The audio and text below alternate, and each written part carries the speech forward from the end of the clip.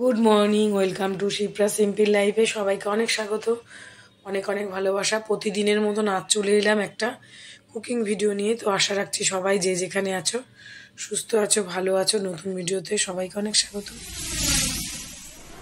তো চলো সামনে থেকে দেখতে থাকো। আজকে তোমাদের মাঝে আমি শেয়ার করছি সম্পূর্ণ নিরামিষ রাজমা রেসিপি। আমি কি করে করছি সেটা তোমাদের কাছে শেয়ার করছি। এই যে এখানে আমি 200 গ্রাম রাজমা নিয়েছি, নিয়ে এই যে প্রেশার কুকারে সিটি দিয়ে নিয়েছি, 4-5টা সিটি দিয়েছি। তার আগে আমি আগের দিন রাত্রেবেলা ভিজিয়ে রেখেছিলাম, ওভারনাইট ভিজিয়ে রেখে সকালে সিটি দিয়ে নিয়েছি। ঘুগনি মটর যেমন সিদ্ধ করি সেরকম করে সিদ্ধ করে নিয়েছি। আর এর জন্য মশলা ধনে জিরে গোটা, আদা কাঁচা লঙ্কা নিয়েছি, টমেটো। তোমরা গুঁড়ো জিরে দিলে দিতে পারো, আমি বেটেই মশলা ইউজ করছি। তারপর কড়াইতে তেল দিয়ে জিরে ফোড়ন দিয়ে দিলাম, শুকনো লঙ্কা ফোড়ন দিয়ে দিলাম, দিয়ে এবার মশলাটাকে দিয়ে দিয়েছি। ধনে জিরে কাঁচা লঙ্কা টমেটো পেস্ট দিয়ে দিলাম, দিয়ে কষে নিচ্ছি। কষে এবার যে সেদ্ধ করে রেখেছি রাজমাটা, এবার রাজমাটাকে আমি দিয়ে দেব। তার সঙ্গে কয়েকটা আমি আলুও দিয়েছি, ছোট ছোট 3টে আলু দিয়েছি। তোমরা যদি মনে করো দেবে না, নাও দিতে পারো।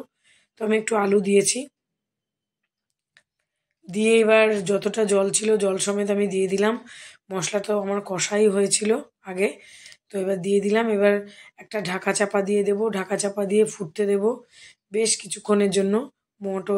রাজমা তো আমার সেদ্ধই আছে, বেশিক্ষণ হতে লাগবে না সময়। এবার ঢাকা চাপা দিয়ে হতে দেব 5 মিনিটের জন্য। গ্যাসের হিটটা হাই ফ্লেম করে, লো হিটে রাখবো না। ঢাকা দিয়ে দিলাম।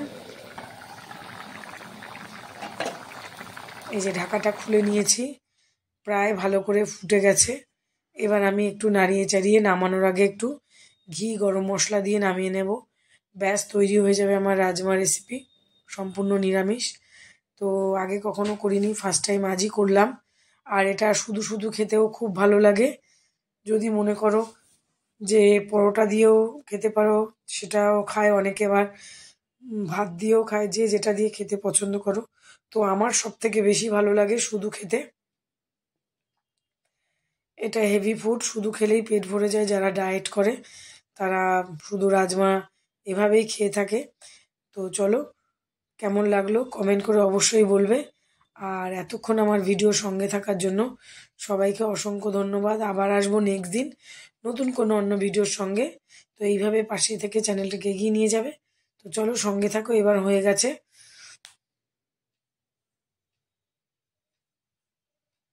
এবার আমি অন্য পাত্রে ঢেলে নেব। তার আগে আমি একটু দিয়ে দিচ্ছি ঘি, দিয়ে দিলাম।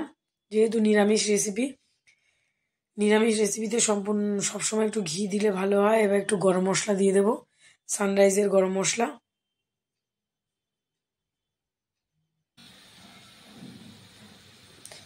এই যে হয়ে গেছে। এবার আমি আমার জন্য একটু বাটিতে নিয়ে নেব।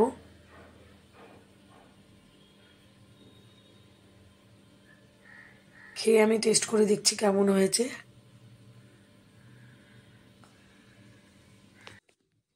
তো চলো সঙ্গে থাকো, দেখতে থাকো।